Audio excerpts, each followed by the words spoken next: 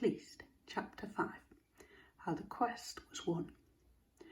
Alex and Ares followed Athena and the other competitors to the scarlet starting ribbon that had been strung between two olive trees. Peering down through the pavilion gardens, they could see the obstacles, each hung with lanterns that cast patches of light onto the grass, patches that grew steadily dimmer as the course stretched away towards the flagpole at the finishing line.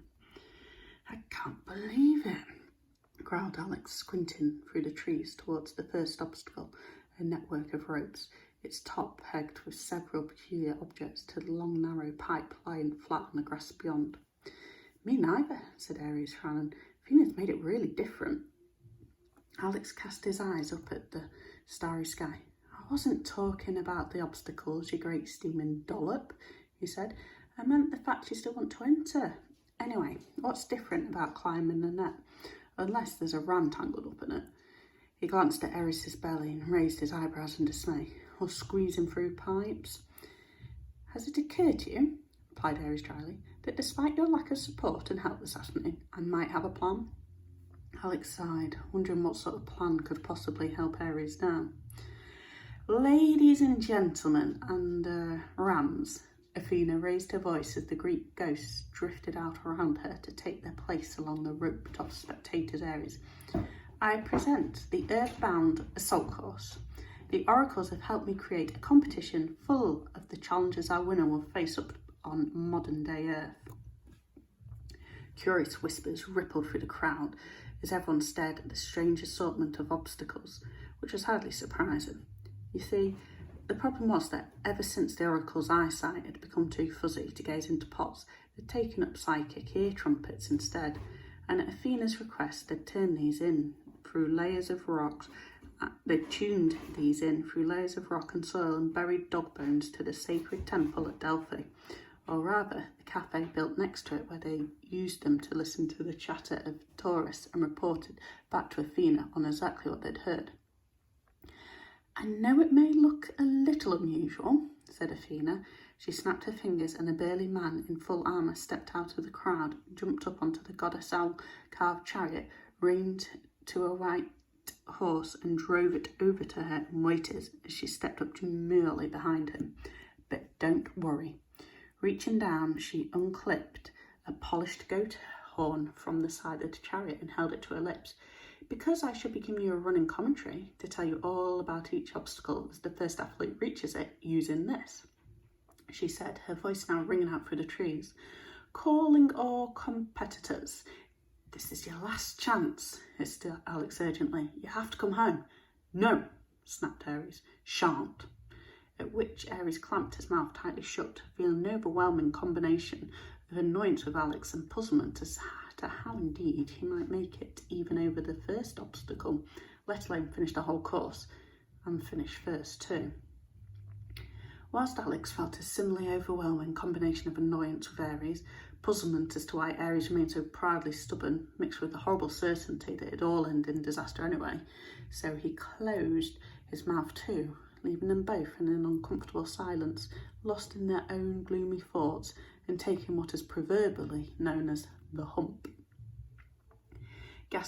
Casting one last tight-lipped glance at Alex, Ares took his place between Theseus, who was busily clanking through his leg stretchers, and Jason, who stood basking in the breeze that rippled his hair. A breeze, I might add, filled with the sighs and murmurs of lovesick ladies amongst the spectators. Alex had by now, as you might imagine, had enough and stumped back around the pavilion to sit alone on its front steps, unable either to stay and watch people make fun of Ares or to leave him on his own. Meanwhile, back at the starting line, Athena leaned down from her chariot and reached for the ribbon. "Ready?" She bounced up and down excitedly on the chariot. "Steady?" Her voice was little more than a giggle. "Go!" There was a blare of trumpets as Athena snatched the ribbon away and the chariot thundered off down the course. The crowd whooped. Women flung rose petals into Jason's path as he sped past in a blur of leopard skin, neck and neck with Atlanta, who raced forwards, her head down, sleek as an otter, slicing through water. Theseus sprinted a split second behind them, his spear tilted forwards, his armour glinting in the lantern lights just a footstep in front of Orpheus and Heracles. And Ares? Well, I'm afraid he had an unrivalled view of 5 Argonauts' bottoms bobbing up and down and growing smaller as they raced down the grass towards the first obstacle where Athena's chariot was now pulling up. Earth people, her voice drifted back, love going on something called the web, and so we've spun one of our own. Ares thundered towards the web, bemused at the crisscrossing ropes disappearing into the treetops overhead. Earth people, he decided, must be quite strange if they became so excited about such a thing. Now, according to Sybil, Athena went on, giving him a withering stare as he wheezed to a stop in front of her, Earth people go onto the web to find things online. So tonight, the competitors must choose one of the magical tools hanging up there on our line to take to Earth with them if they win. Ares looked overhead to see Jason and Theseus clambering to the top, swift as spiders, deftly picking their way over the ropes. A few seconds later, Jason dropped softly onto the grass on the other side and, pushing his hand back through the ropes, waggled a golden key under Ares' muzzle. "This key will open every door on Earth to me," he sneered, before sprinting away. Theseus landed next, but instead of racing after Jason, he walked off the course and calmly sat down on a rock. Puzzled, Ares watched as the Argonaut slipped on the sandals he'd collected from the web, stuck out his dusty feet and chuckled as wings unfurled from the sandal heels and began flapping like baby sparrows. Typical, thought Ares, realising that Theseus intended to fly over the remaining obstacles and cheat, just like he had on the night he killed the Minotaur, when the armour-plated trickster had found his way out through the labyrinth by following the trail of wool he'd laid on the way in. Ares lurched up onto his hoofs and waddled over to Atlanta, who was aiming an arrow at a dark green bottle tied between a scroll and a spade, and bumped her with his flank. "Do you mind?" she growled, stumbling sideways. Drawing back her arrow a second time, she narrowed her eyes to dark slits of concentration. Close by, Ares noticed Orpheus busily wedging the broad base of his lyre against the rock before wrestling its top on into the lowest ropes of the web. And straightening up, the musician tapped his foot against its strings to check their bounce and jogged backwards. Meanwhile, Heracles appeared to be cuddling a tree. Ares stuck his chin up and nudged Atlanta's elbow. "I'm going to win, you know." "You must be joking," she muttered as Orpheus sped past, bouncing on his lyre and rose gracefully into the air. "Not really," said Ares, and stamped on her bare toes, making 4 things happen ever so quickly. 1. Atlanta shrieked and stumbled backwards, losing the arrow blindly into the air just as 2. Orpheus grabbed hold of the top of the web with one hand and a scroll from online with the other, just as 3. Atlanta's arrow spliced through the hem of his tunic, making a loud and pinning him to the ropes, just as 4.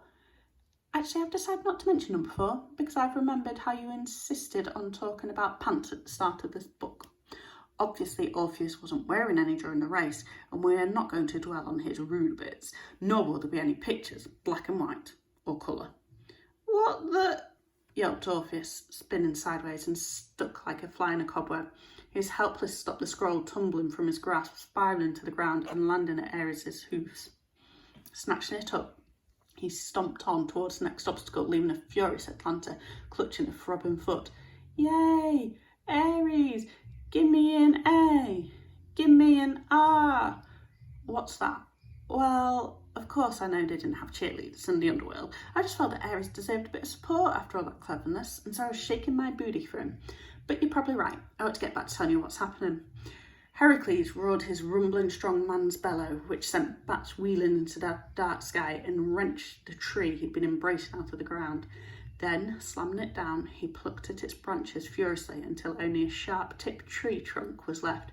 This he hurled like a woody, homemade javelin high into the web, sending its tip whistling through the handle of the spade and bringing it down with a crash, narrowly missing Ares' right ear as it speared a bank of blue that flower that I can never pronounce. "Spade!" cried Heracles, powering past Ares with its tucked beneath his biceps. Up ahead, Athena squealed excitedly down the goat horn. "Jason's through the tube!" she cried, jumping up and down in her chariot. A moment later, Heracles thumped his meaty fist against the pipe, delighted by the metallic echo that rang from the other end. "Tube," he said, rolling the word round his mouth like an olive stone. That's right, said Athena, speaking more slowly.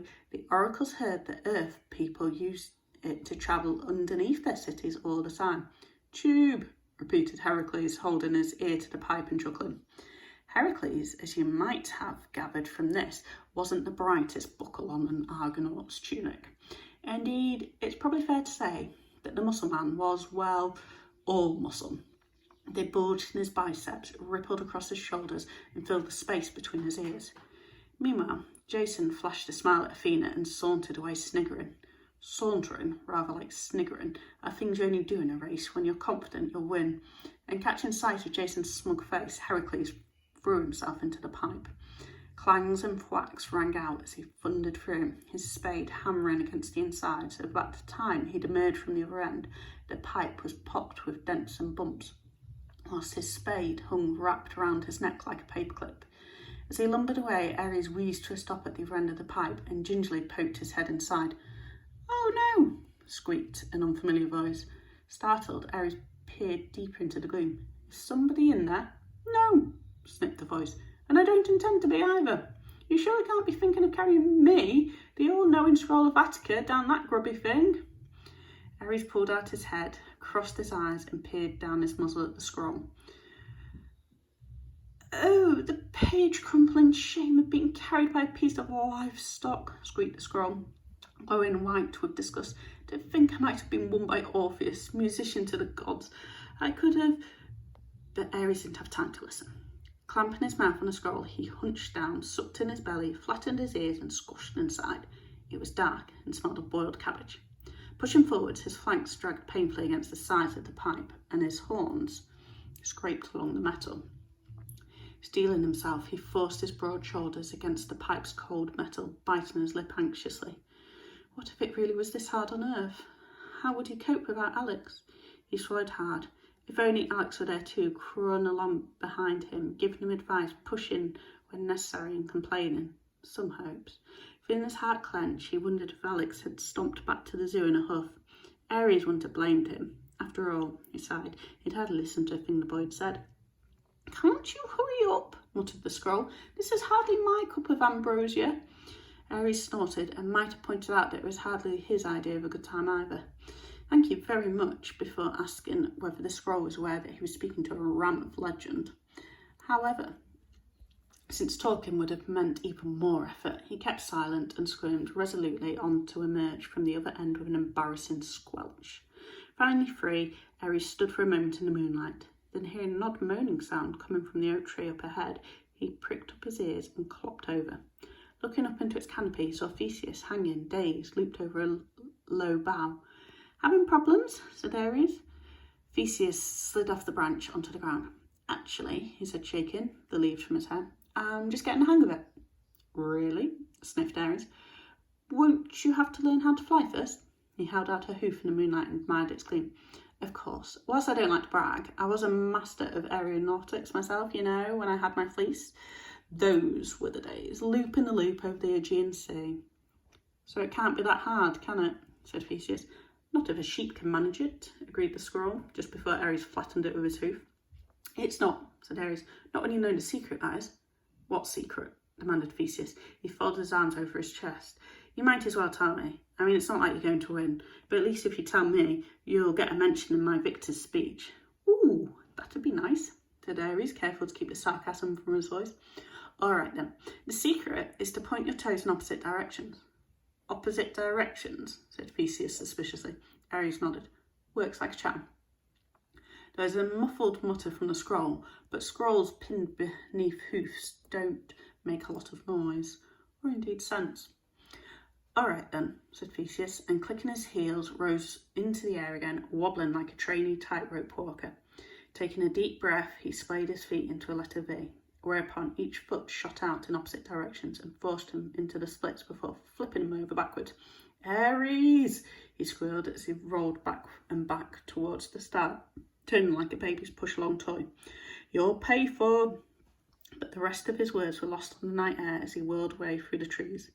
There was a distant and painful sounding crash, probably lots of rude words too, but luckily Ares couldn't hear them. "That was a dirty trick," said the scroll snootily. "Hardly," replied Ares. "That was tactics." As the scroll scrumpled in disagreement, Ares turned to look down the course towards the next obstacle. It appeared to consist of a series of banners tied between trees, stretched one in front of the other across the grass. Close by them, Athena was leaning out of her parked chariot, explaining what they were to the crowd, but she was too far away for Ares to hear. "What are they?" he asked, starting to gallop again. "Pictures," replied the scroll bumpily, as Ares thumped into a stride. "Apparently Earth people like taking them. You're supposed to take one and swim across the lake with it. I'll be obliged for you didn't take me into the Wah!" The scroll flew into the air as Ares shrieked and skidded to a stop. His haunches froze, and he was only vaguely aware of the scroll muttering furiously from the grass nearby, but he couldn't listen or answer. Because Medea, the sorceress, was standing right in front of him. "Oh, I'm sorry. The very idea of her looming out of twilight like that has made my typing go to pot. Just give me a moment to compose myself, would you?"